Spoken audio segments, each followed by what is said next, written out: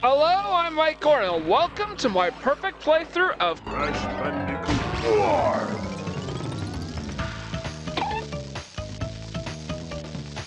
4! Press start to begin. Yeah, never gonna get tired of this intro. Anyways, I posted these perfect playthrough conditions off to the side last time, but let's go over them real quick here. First, 25 crystals, 45 gems, 30 platinum relics, and 99 extra lives. In total, that amounts to 105% completion as my end goal. And all throughout, I will be... Hold on a second, what's going on here? Actually, this is a very well-known trick among the Crash Warp community.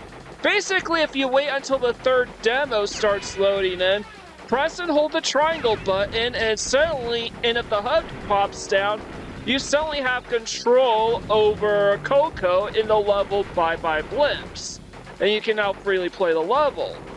Now, this doesn't seem like this sounds like a sequence break at first, but it isn't. You try to finish the level normally, and you will end up soft blocking yourself out of the game. So what you're supposed to do while playing through this level is exit out of the stage normally. You press pause and hit exit level, and it will instead kick you out into the central hub of the warp room. Right now I'm just farming for extra lives and Wumpa Fruit because we still need to get 99 extra lives. So long as there's one blimp remaining, you can just exit out of the level. But what this does, this is the reason why I waited until this demo. It gives you all 5 of those powers. Now we don't have any crystals, we don't have any gems, and we don't have any relics. So this ain't a sequence break. Crash, Coco, you forgot to bring the crystal out of that level. Quickly, go back in and get it. Cortex's minions are searching for it as we speak. Duly noted, Aku. Just like Crash 2, if you leave the warp room a couple times before finishing a level before finishing it without getting a crystal, Aku will continue to chastise you. So yeah, we are right back in the central hub. Had we finished the level, we would be locked behind the 4th warp room gate and we would not be able to progress any further with the story. So yeah, we would be locked behind that gate had we finished the level. That was what I was... But by exiting the level, we actually unlock the 5 powers the 5 special abilities we would have that would otherwise require us to defeat their certain bosses. Alright, so I'm gonna name myself McGordon because I don't have enough letters for Mike Gordon, and MK doesn't sound as good as MC.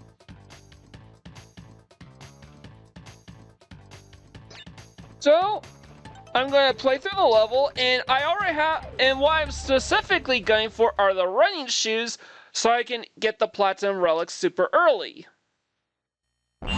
Crash, Crash, Crash, why must you always muck in my mud? Oh look, I have a mask helping me too. We will find out which one is more powerful soon enough. And that is, just... Now, even though I have the running shoes available, which you otherwise wouldn't be able to get until you defeat Cortex at the end of the game.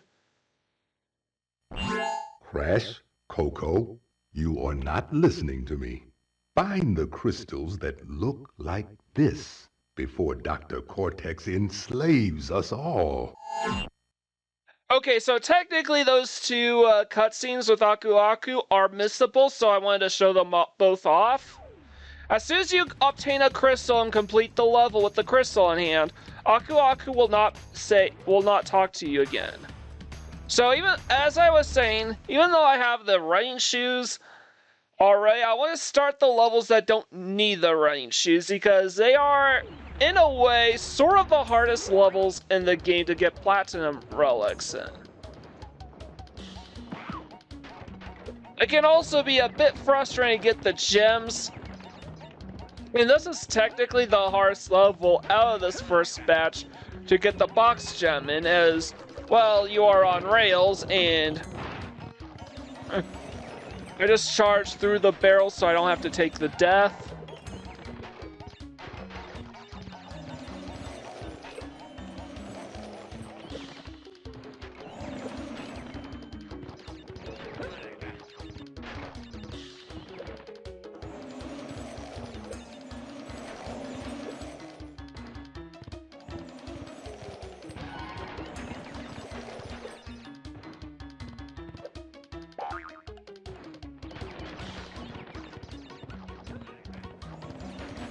So far this is going very good. Well, so basically what I would do is alright, I sometimes bring down the lower HUD just to make sure that my box count is I'm keeping score of the box count. Because it would really suck to fish this level and then I have to do all this over again because I missed 1 or 2 boxes and didn't know it. It's also the reason why I don't have HUD concerning information regarding gems or crystals, because all the information you need is already readily available for each stage. So first try gem, first try crystal. So yeah, as I said, but now we have a special reason to set up a new HUD because we are about to begin our first Platinum Relic. But first, I want to save my game because this could be kind of true. Side note, I'm not going to show me going back and forth to save my game all the time. This will be a one and done as far as this video goes. Unless, of course, I'm, well, later on in the game. Just to save up on time, I'm going to cut out all those in-betweens. But when you enter the level again after obtaining that world's crystal... Crash, Coco, if you have already retrieved a level's crystal, then you will find a floating clock when you enter for the second time. This floating clock activates time trial mode. Grab it and the clock will start ticking. Race for the end to get the best time. But beware, some elements will change. By some elements, chiefly what happens is that the contents of all the boxes change out. You also lose access to the bonus round when you enter time trial mode. So if there's a level that you need to get a box gem in, and there's also a bonus round, my recommendation is to either complete the bonus round first and then take the death afterwards. Oops. Alright, so what I'm gonna do, if I fail the first try, I'm just gonna edit to my penultimate attempt. Like this one. And I'm gonna go speedrun mode because my objective is to get the Platinum Relic. That is the time that I have in white. It's the third time of the year. If you want to know, the fourth time is the developer time, and it's purple because in the Insane Trilogy and as well as Crash Bandicoot 4, the developer times do award you with a purple relic.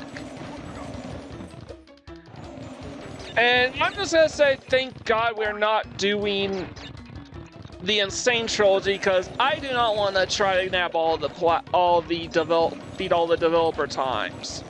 A couple of these levels are straight up impossible under normal circumstances. Though there have been YouTubers that have beaten all the developer times of the game, you don't get any reward for it. So 1773, I barely got the platinum. You absolutely need to nab break all the yellow boxes to get the plat and maintain the constant running speed all throughout the stage in order to get this Platinum Relic.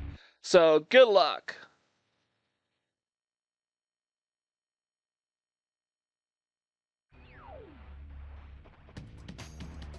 So now we are completely done with Orient Express. Side note, you can just... Alright, I'm just gonna skip... Yeah, as I said, I'm gonna just skip ahead. This is probably the next hardest level because Okay, getting the box gem isn't going to be too difficult in any of these other levels, but this is definitely probably the hardest of the Platinum Relics to get. The first warp room. Especially, okay, if you don't have the running shoes, and don't have the super and can't hold L2 or is it R2 to dash across stages, I can see a case of some of the crash levels being harder to get platinum in than this, but pretty much all of these jet ski levels, like Makin Waves and Tell No Tales, are highly RNG dependent. I mean, the ebb and flow of the waves is entirely dependent on RNG, and if you see me backpedal and have jet boxes off these ramps here because I missed one because of some weird physics and elevation and whatnot. So far, everything's checking out. Let's see if we hit this box.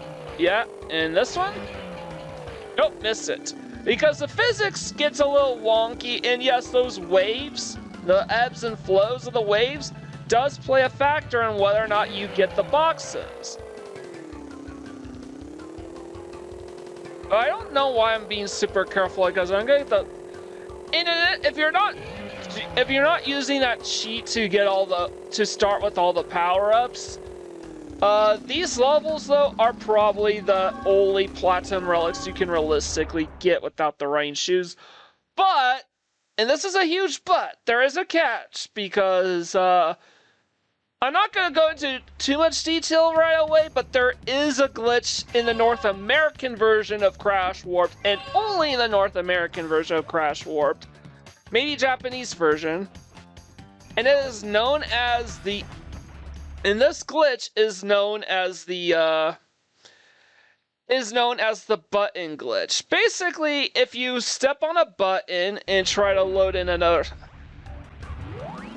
Basically, the last stage that loads up upon entering is the one when you enter, let's say, time trials. The last stage that you open up is basically... It's a little tricky, but if you step on a button, quickly step on another button before entering a level, you basically go into that level, but with another level's developer times. So, for example, alright, I'm just gonna skip ahead to the penultimate stage because I keep missing that yellow box. So, yeah. I have to be very mindful of the RNG because you basically need to nab all the yellow boxes in these jet ski levels. You gotta hit the ramps perfectly every single time. Makin Waves is probably one of the easier jet ski levels to get the platinum in, at least in the original game.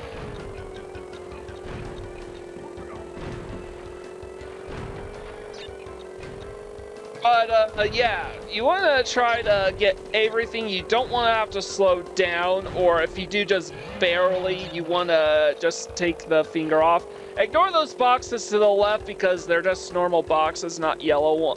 They don't have a timer on them. So, if the waves are not in your favor, when you get to a ramp, you could be completely... When you go to a box and end up missing a timer, you could be completely screwed. That could completely screw you out of the Platinum Relic. Now, this is definitely one of the easier gold relics to get in the entire game, believe it or not. But Platinum Relic, you need to be perfect, and you have to be absolutely sublime in order to get the developer times. Barely got that Platinum Relic. By 20 milliseconds. I got by 20 milliseconds. 20. If I was an instant too late, I would be selling for a gold relic right now.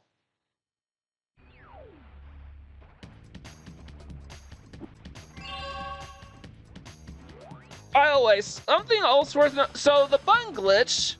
Say I step on level 4. Well, the times for the Platinum Relic and say if you step on button 4 and then load up button level 5, you can enter Makin Waves, but with the Orient Express, the Platinum times would still be based on level 4's Platinum times, and vice versa. And no, you don't have to complete that level in order to manipulate the Platinum Relic times. This is literally how some developers actually trivialize some of the really hard gold and platinum relics in the game, so they can do a 105% glitchless run of this game.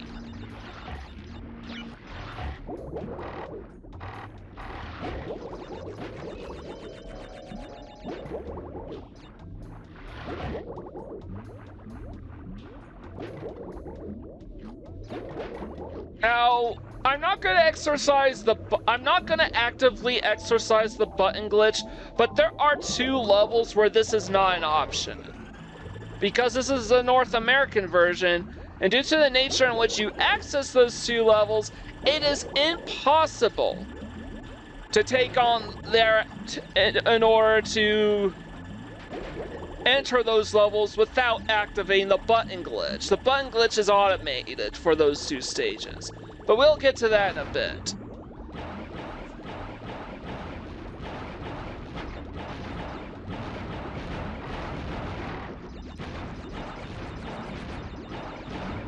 Right now I'm just taking my time because my objective is to get the box gems. And by the way, if this mechanical fish thing blows up before we take out all the reefs, we won't be able to get the box gem. So it's imperative that I take good care of this thing as I try to nab all the boxes.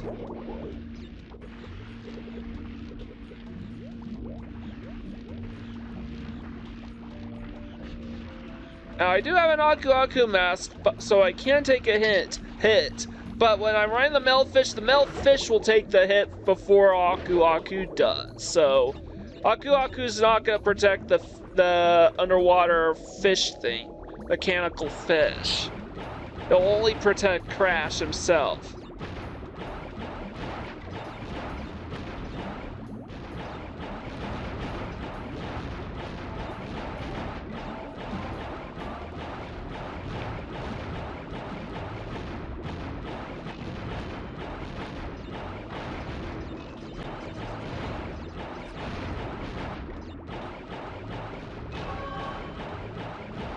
Alright, so... Alright, we got everything. The gem and crystal. So, yes, I'm going to say straight up, I do think a huge boom for Crash Warped is, it is way easy. A normal playthrough of Crash Warped is way easier than a normal playthrough of Crash 1 or Crash 2. And I would say it's easier to get 100% in Crash Warp than it is to get 100% in Crash 1 or 2. And Cortex want Tiny get crystals and bring them to Big Colosseum in Rome. Crash, leave them for Tiny, or Crash get crushed. So really, the bulk of the challenge of this game is entirely dependent on those relics. The only way to get 105%, you need either a gold or a platinum relic. You need all gold and platinum relics. And believe it or not, I'm actually kind of surprised that this is actually my first attempt at the platinum relic here. Which honestly goes to show that this is probably one of the easiest levels in the game to get a platinum relic in. Because there's no way you can go super fast, but you can still optimize your movements a bit to get a low enough time. This is definitely one of the easiest Sapphire relics, though, but a little bit on the harder side for Gold relics. Not much harder for Platinum.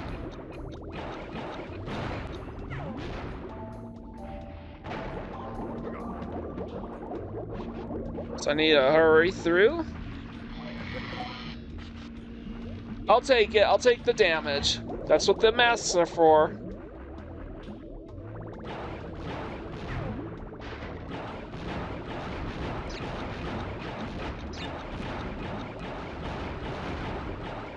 So I'm not rushing it. I have lots of time. I suppose this is also theoretically the easiest, one of the easier developer times, but I wasn't even close to getting it. I have no idea how you get a developer time that low for this game. As I said, in the OG Crash Warped, you don't need to worry about the developer times at all.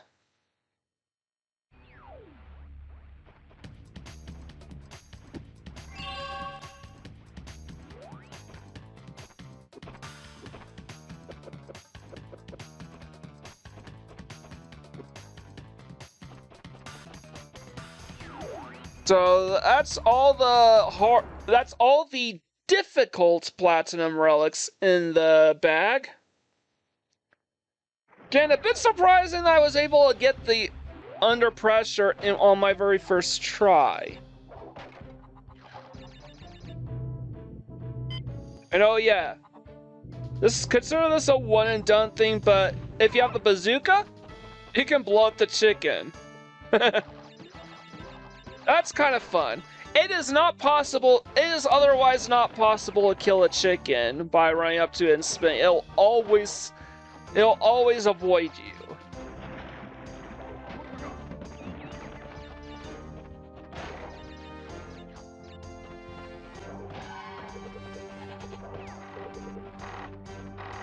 So I want to address something here.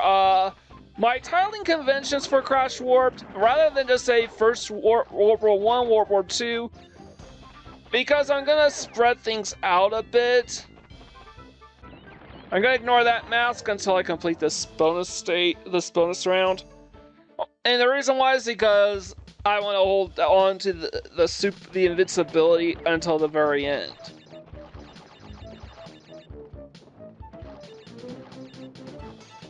Three, 4, 5. Now, oh yeah, something worth noting is that those bouncy crates actually give you 2 Wumpa fruit per bounce as opposed to 10, like in the previous games.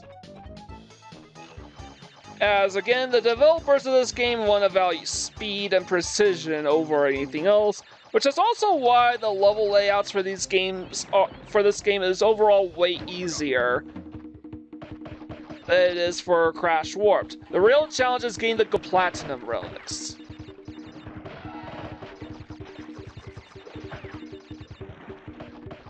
So, the naming convention of Crash Warped, unlike in previous Crash games, you see these lab assistants literally littering just about every single level in the game. Only the underwater levels, to my knowledge, the only levels they don't appear in are the underwater levels, and maybe 1 or 2 others.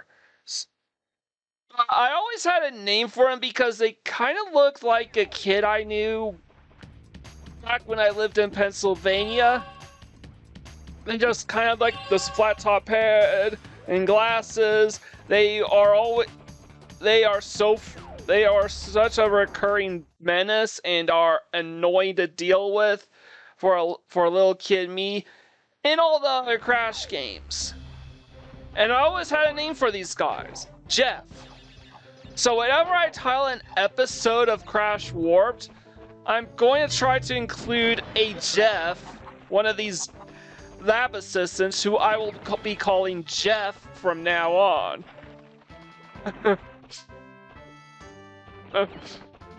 So there's only 2 Aku Aku masks in this level, so I'm not gonna bother nabbing them because my priority is this is an easy enough level. My #1 priority is just getting to the very end. in getting the Platinum Relic. This is theoretically one of the easier developer times to get, but I tried, I was never able to get it.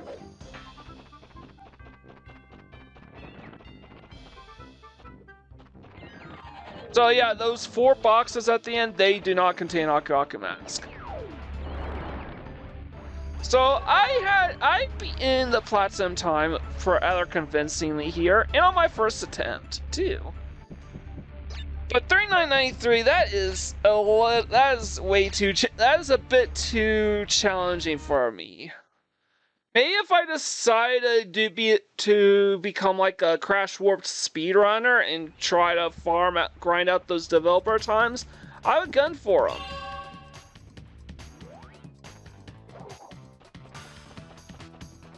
Alright, last level we are going to do before we take on Tiny Tiger is Boneyard. And a bit of trivia, this is the first level in the game that awards you 2 gems, meaning there is a death route for us to do.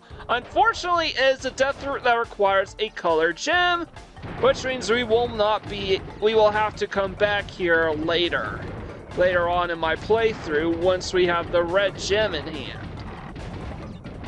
It also means I'm not exactly going to behold myself to getting the Platinum Relic straight away. Especially since as soon as we clear this level with the crystal in hand, the only level we will be able to access in this warp room is the boss level. At least until we either exit out of the game, get a game over, or defeat the boss in general, but Tiny Tiger should be pretty easy. There is literally a cheese strat, a strat in the game that allows you to cheese the guy, for crying out loud.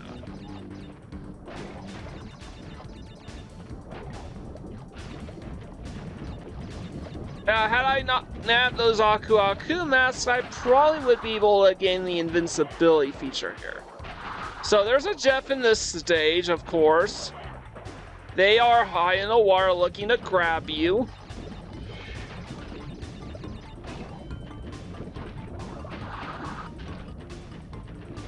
What is crazy is that you can, by and large, you can nab pretty much all the box gems on your very first trip through a level, unless there are boxes on a death route that you can't access yet.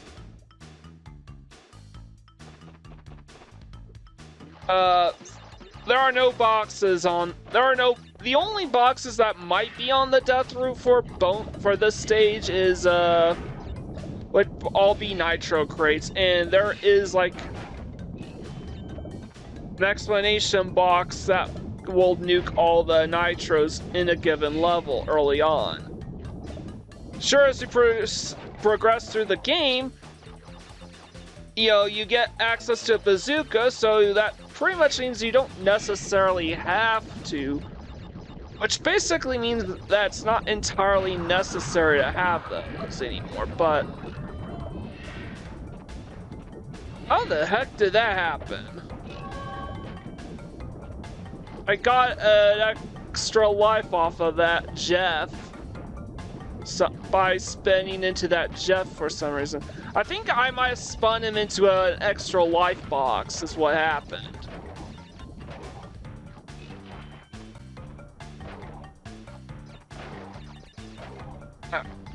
Now, what's interesting is that these Triceratops, even with the running shoes, they are essentially rubber banded into you.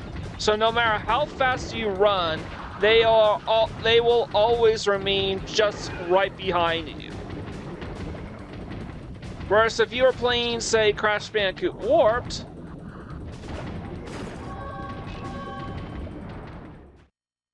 alright. Jumped into that portal without ever touching the ground. I always love doing that.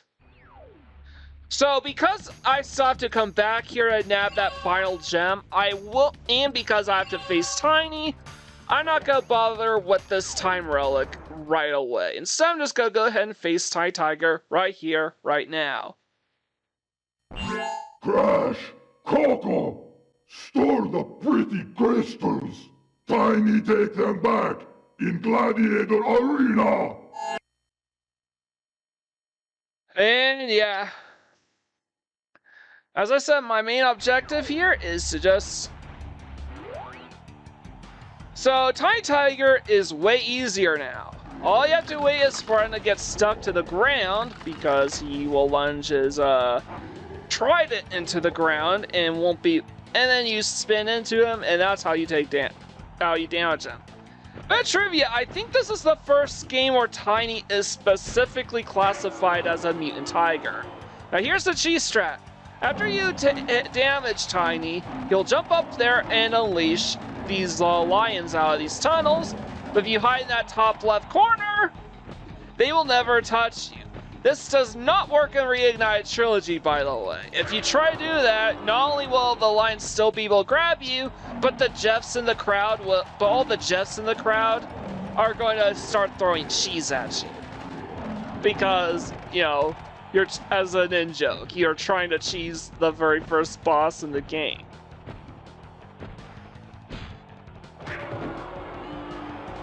Alright.